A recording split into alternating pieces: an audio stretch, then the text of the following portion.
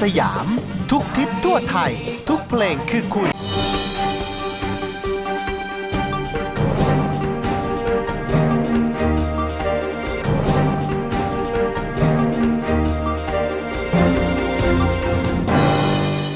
มาจ้า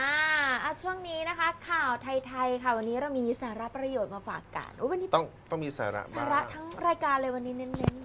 ใช่แล้วนะครับแน่นอนนะครับเอาละครับก็ ค่ะ มือนะครับเป็นส่วนแรกในร่างกายที่จะบ่งบอกความชรานะครับผมและมือยังสามารถส่งสัญญาณเตือนถึงปัญหาของสุขภาพบางอย่างได้อีกนะครับและนี่คือ 7 สัญญาณเตือนจากฝ่ามือนะครับที่สามารถบ่งบอกถึงปัญหาสุขภาพของคุณได้นะครับ ค่ะ ติดตามในข่าวไทยๆครับ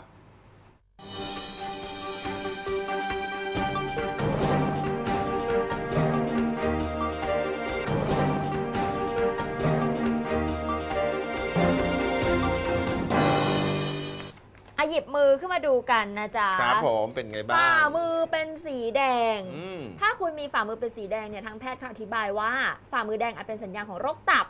โดยเฉพาะผู้ที่อายุมากกว่า 50 ปีค่ะ โดยปกติอาการแดงจะอยู่บริเวณด้านนอกของฝ่ามือ ซึ่งอาจเกิดจากการเปลี่ยนแปลงของฮอร์โมนนะคะจึงทำให้เกิดการขยายของหลอดเลือด และอีกสาเหตุหนึ่งก็เป็นสัญญาณของโรคข้ออักเสบเพราะรูมาตอยด์ด้วย หรือใครมีเหงื่อออกมากนะคะที่ฝ่ามือมีหลายสาเหตุเลยที่ทำให้ฝ่ามือมีเหงื่อออกมาเช่น ครับ เหงื่อออกมากเกินไป ความตึงเครียด ไทรอยด์เป็นพิษนะคะซึ่งในกรณีที่มีเหงื่อออกมากเกินไปเนี่ยคุณควรที่จะเริ่มลดปริมาณแอลกอฮอล์แล้วก็เรียนรู้ที่จะควบคุมระดับความเครียดของคุณ โอ้ โดยการทำสมาธิหรือว่าฝึกการหายใจเข้าออกหากไม่ดีขึ้นควรพบแพทย์นะจ๊ะเพื่อรับคำปรึกษา ครับผม หรือรู้สึกเสียวซ่าๆบริเวณฝ่ามือ สิวซ่าแถวฝ่ามือ บางครั้งที่เราตื่นขึ้นมาโดยบางส่วนของร่างกายเนี่ยมันไร้ความรู้สึก ครับ แล้วเมื่อเราขยับตัวก็เริ่มรู้สึกเสียวซ่าขึ้นมาทันที อาการเหมือนเหน็บชานั่นแหละ อ่า นั่นก็เป็นเพราะว่าเรานอนกดทับเส้นประสาทสัมผัสของแขนขาเป็นเวลานานจนทำให้เกิดความรู้สึกเสียวซ่า เมื่อประสาทสัมผัสต่างๆ กลับมาเป็นปกติ ซึ่งในบางกรณีนี้นี่อาจจะเป็นสัญญาณบอกโรคต่างๆ เช่น อาการประสาทมือชา การเกิดริ่มเลือดดำที่แขนขา โรคโลหิตจาง หรือว่าโรคเบาหวานนั่นเอง ครับ ต่อมานะครับมือแห้งครับสาเหตุที่พบบ่อยที่สุดสำหรับผิวหนังที่มือแห้งก็คือการขาดน้ำและก็การขาดฮอร์โมนในผู้หญิงวัยหมดประจำเดือนนะครับเพื่อป้องกันอาการผิวแห้งควรดื่มน้ำให้เพียงพอ และหมั่นใช้ครีมบำรุงมือที่ให้ความชุ่มชื้นนะครับรวมถึงควรรับประทานอาหารที่ช่วยเพิ่มความชุ่มชื้นให้ผิวเช่น น้ำมันปลาเมล็ดธัญพืช และก็ถั่วต่างๆครับผมมือสั่นครับหลายคนคงรู้ดีว่าอาการมือสั่นอาจเป็นสัญญาณของโรคพาร์กินสันนะครับในระหว่างนี้คุณควรงดดื่มชากาแฟ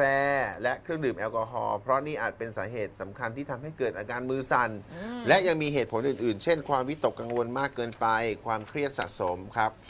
เล็บอ่อนแอครับเล็บอ่อนแอหรือเล็บแตกอาจเกิดจากที่ร่างกายเราขาดธาตุสังกะสีเพราะสังกะสีนั้นมีความสำคัญต่อสุขภาพอย่างมากนะครับโดยจะช่วยรักษาบาดแผลช่วยในการ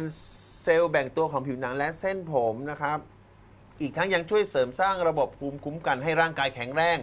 ดังนั้นคุณควรรับประทานอาหารที่อุดมด้วยสังกะสีเช่นข้าวโอ๊ตถั่วต่างๆ และเนื้อสัตว์ครับสุดท้ายนะครับนิ้วปุ้มหรือนิ้วตะบองครับ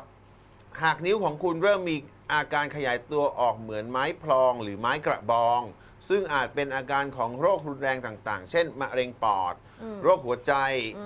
ดังนั้นหากมีอาการเหล่านี้ควรรับคำแนะนำจากแพทย์ให้เร็วที่สุดครับ ค่ะ คุณผู้ชมสามารถติดตามนะครับรายการต้นสัญญาของเราย้อนหลังได้แล้วทางไหนเอ่ย ทางตูลูส โอ้โหไม่ใช่ทางไหนอีก ทางบลูทูธ อ๋อไม่ใช่ทางไหนอีก ทาง YouTube โอ้ยไม่ใช่ทางไหนอีก ถูกแล้ว อ๋อถูกแล้วนะครับผมทาง YouTube นั่นเอง ใช่ครับ เพียงแค่เข้าไปในช่องทางของไทยไทยชาแนลเท่านั้นเอง ครับผม อย่าลืมกดสับตะไคร้กันด้วยนะครับ ผมคล้ายนั่นเองนะครับผมคุณนี่ ใบมะกรูดได้ไหม อย่าลืมกดไลค์กดแชร์ด้วยนะครับ เฮ้ย